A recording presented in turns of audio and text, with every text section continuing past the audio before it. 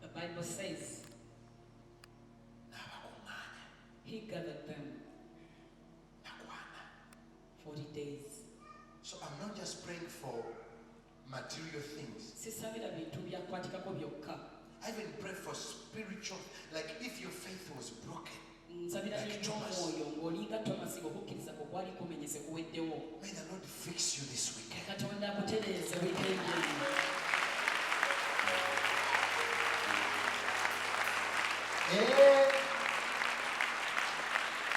If your faith had gone down, I even pray for people who fell off, like Thomas. Like Peter, you went back.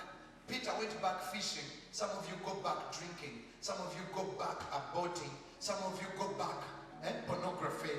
Like my brother said, that's a testimony. Some of you go back into cursing. Some of you went back into... May the Lord pick you up from wherever you fell and gather you. You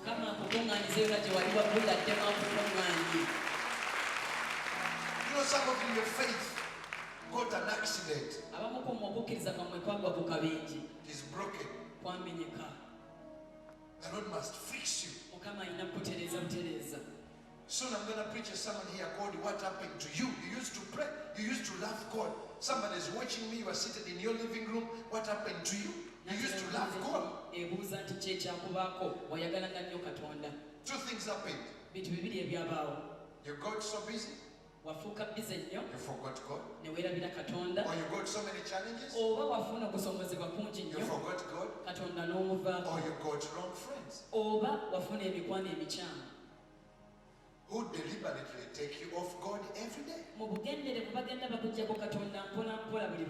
I pray for spiritual renewal.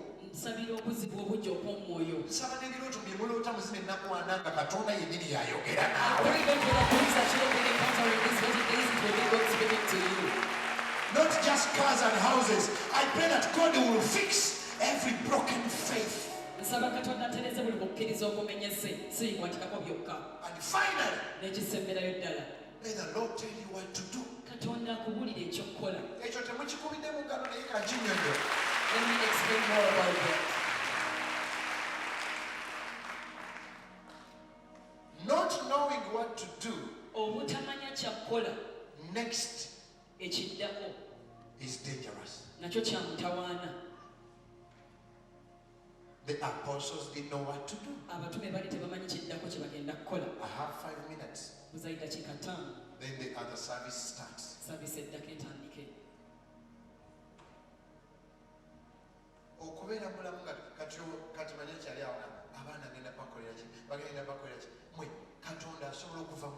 God can leave the heaven not with money, and he has simply come to tell you what to do.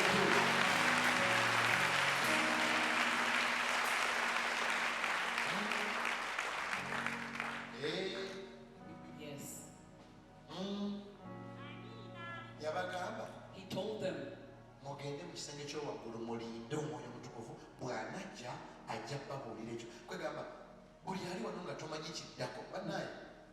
whoever's here and you don't know what's next, you don't know what to do for the child.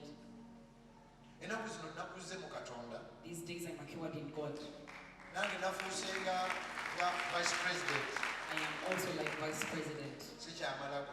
I don't simply speak anyhow. Questions and I say, let me take time to pray about it, so that the Lord will guide me on what to do.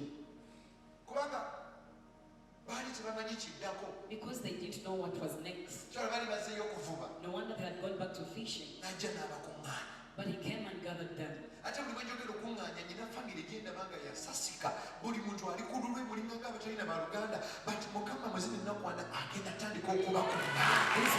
that God is going to gather that this new family will get saved. So I pray that God will tell you what to do.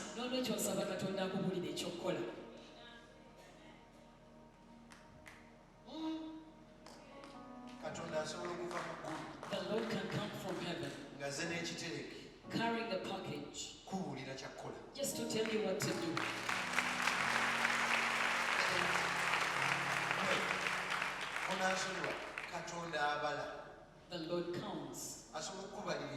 He can calculate for you a solution.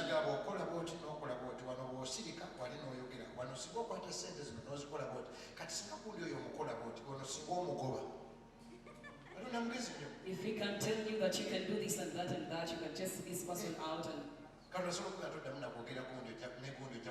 the Lord can tell you don't speak to that person anymore, you will become better.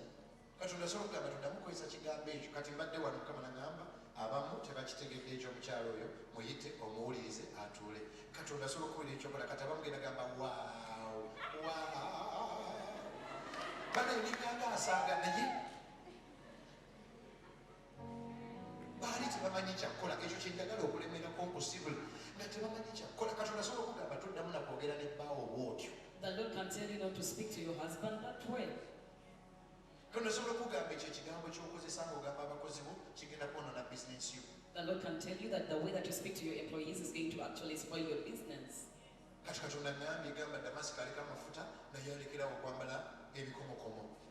the Lord has directed me to tell Damascus is anointed, he needs to stop putting on so many bracelets.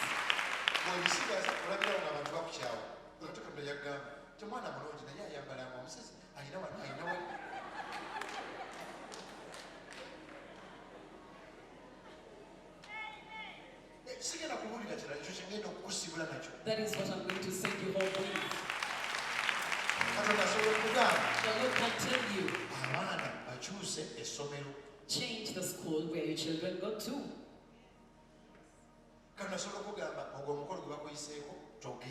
The Lord can stop you from going to a function where you are actually invited.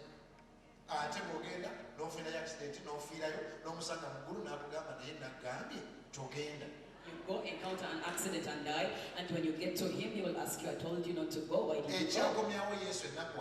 The reason as to why Jesus came back for the 40 days was to tell the disciples what's next and what to do.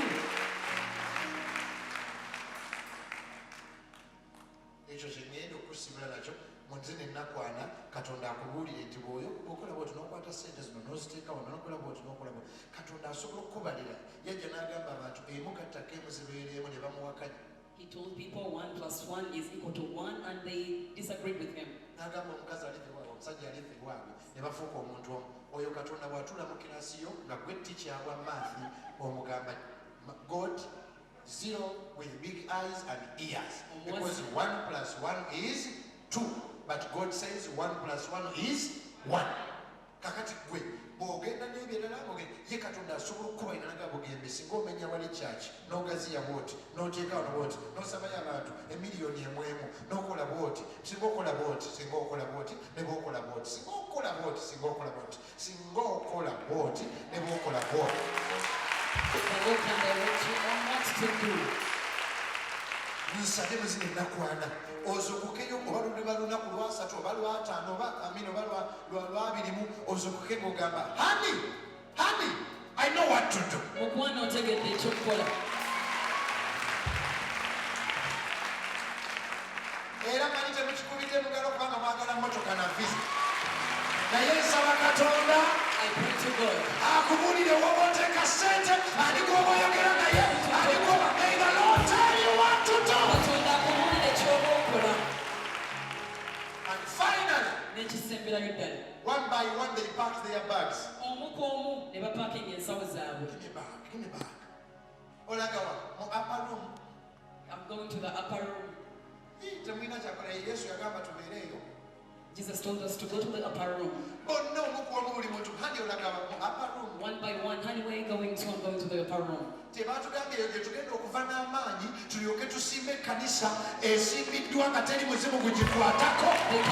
from there we shall have enough power to re-establish the church.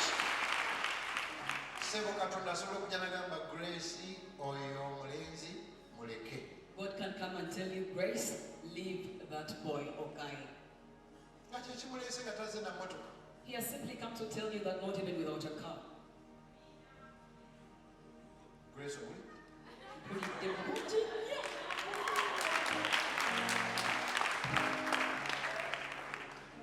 Katonda asobola okuva mu ggulu n'azuukira n'amala ennaku 4 ng'azze babuulira kyakkola. God can leave the heavens, come here for 40 days to simply tell you what to do. oyinza n'okufuluma ng'ogenda mukama nagamba ddayo munda oggyemu olugoye olwo kuba gy'ogenda osaba omulimo omuntu eyamubba sente yali ayambadde engaggwa. As you're leaving your house to go for an interview, the Lord will tell you to go back and change your dress because somebody that stole the interviewer was dressed the way that you are dressed. Katonda kuba omugamba kwegayiridde nnyo mpa omulimu nga yalaba mubbi yamubba kati kyusa omwe. Katonda asobola okugamba lipstick mukendeeze gy'ogenda ku deeti bagenda kulabanga malaaya kendeeza. Katonda atwagala tagenda genda mu ggulu just agenda kudda atubuulira ekyo kola. God will not simply just go back to heaven, He will tell us what to do. Katonda asobola okugamba oyo gw'olabanga omumpi yeye. The Lord can tell you that one who seeks to be shot before your eyes is the exact one. Bakwano bange bamufuma nti mumpi nnyo genda n'oyo after 30 years bajja kujewo obawe ku magezi bakwata batyo obufumbo. God can see far. I